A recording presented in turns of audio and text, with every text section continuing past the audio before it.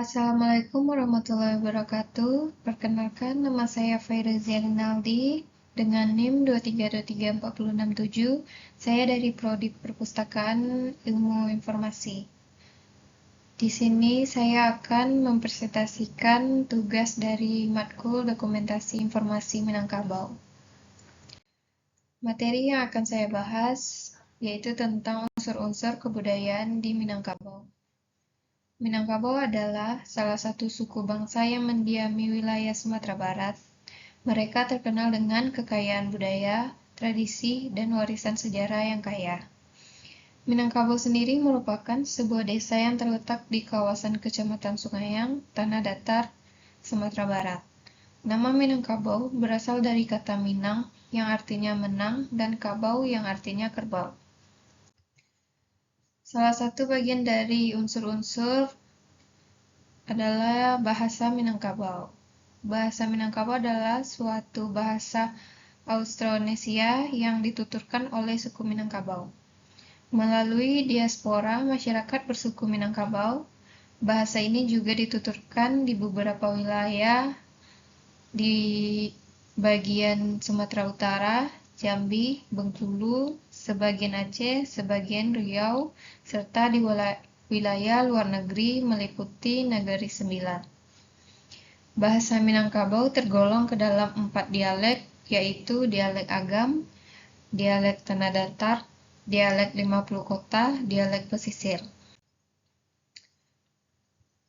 Selanjutnya yaitu sistem teknologi dan alat produksi.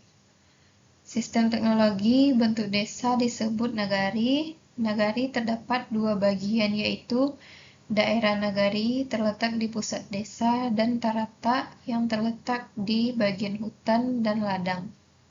Sebagian contoh dari sistem teknologi yang ada di dalam suku Minangkabau terdapat pada bentuk rumah adat serta bentuk desanya. Nagari merupakan sebuah nama desa di dalam bahasa Minangkabau.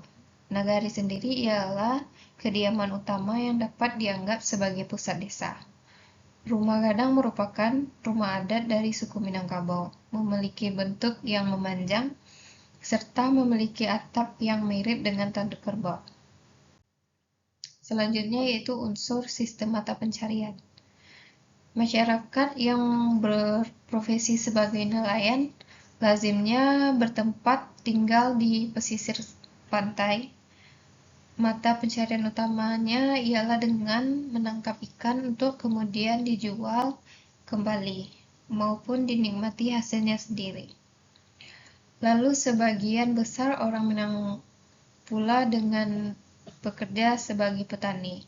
Meskipun wilayah Sumatera Barat memiliki lahan pertanian hanya 13% dari seluruh wilayah, orang yang bekerja sebagai petani kian meningkat tiap periodenya.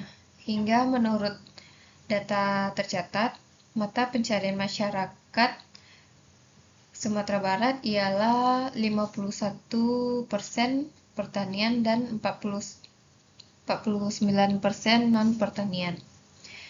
Kategori non-pertanian dapat digambarkan seperti pada sektor perdagangan, pada bidang industri dan jasa, dan masih banyak lainnya. Selanjutnya yaitu unsur sistem kekerabatan.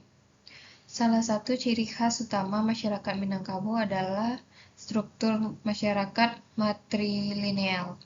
Artinya, garis keturunan dan warisan diwarisi melalui jalur ibu.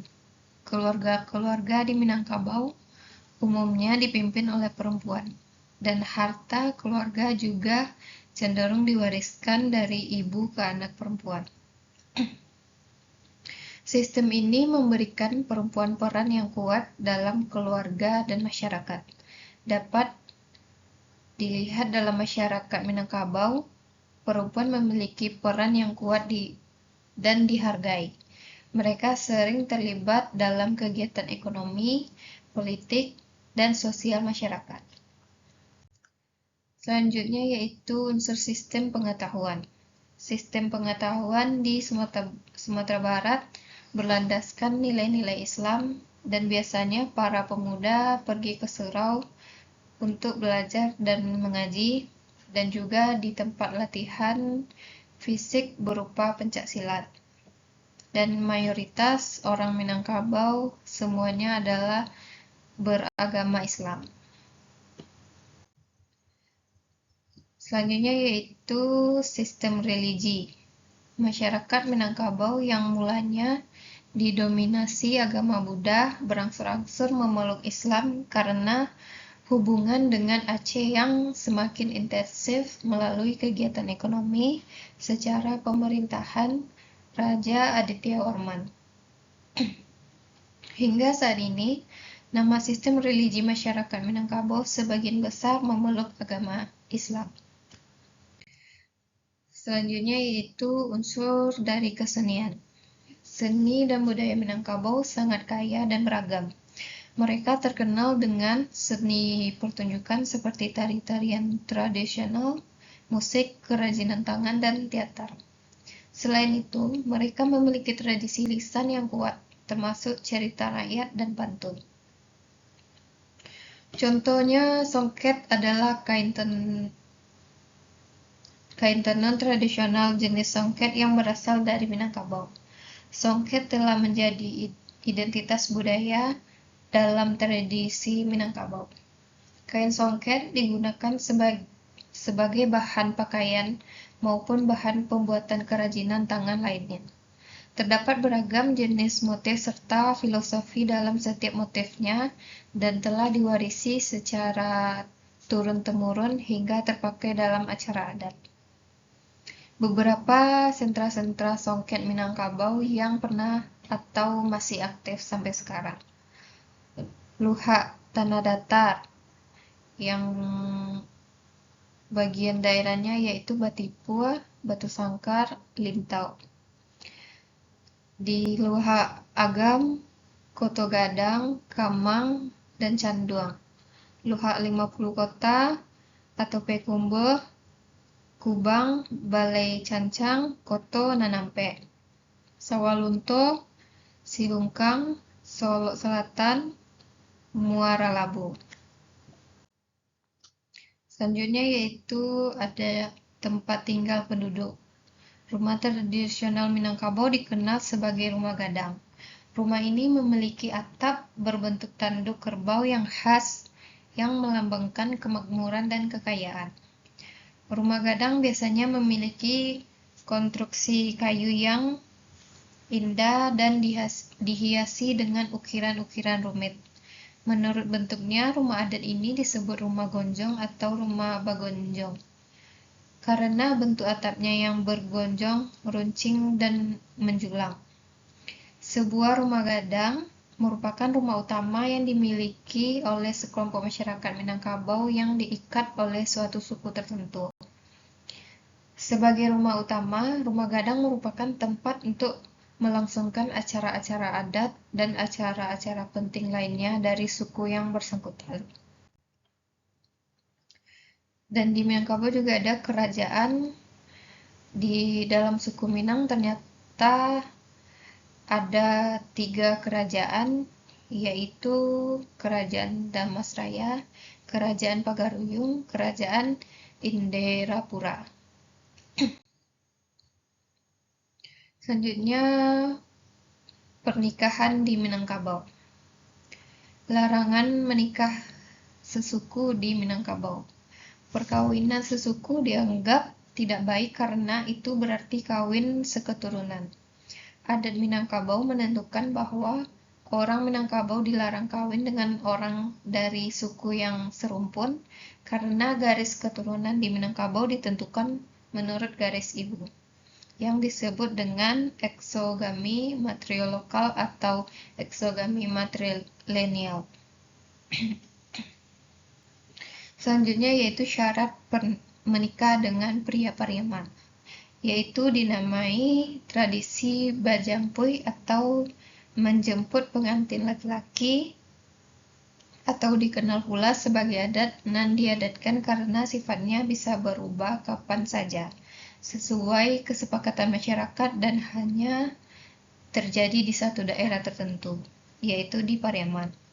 Contohnya, seorang wanita akan menikah dengan pria berasal dari Pariaman, dan pria tersebut bekerja sebagai polisi, dan pihak wanita harus membayar sesuai pekerjaannya atau dengan kesepakatan dari keluarga pria.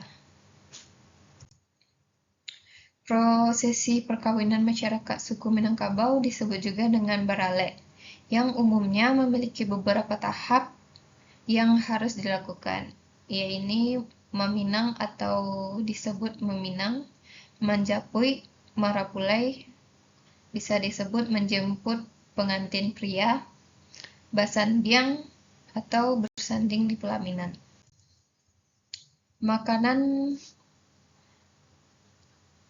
atau masakan Minangkabau terkenal di seluruh Indonesia dan juga di luar negeri.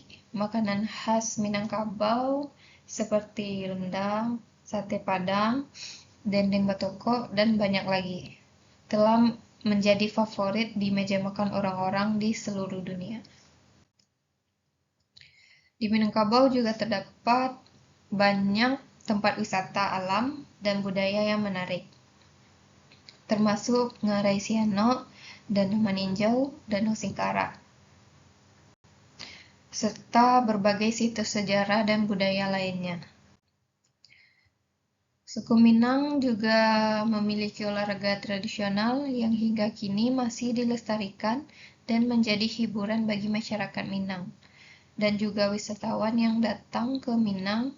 Olahraga tersebut diantaranya yaitu pacuan kuda, lomba pacu jawi, pacu itik, sipak rago atau akrab disebut sebagai sepak takraw. Terima kasih, hanya itu yang bisa saya presentasikan. Jika ada kekurangan, saya mohon maaf. Assalamualaikum warahmatullahi wabarakatuh.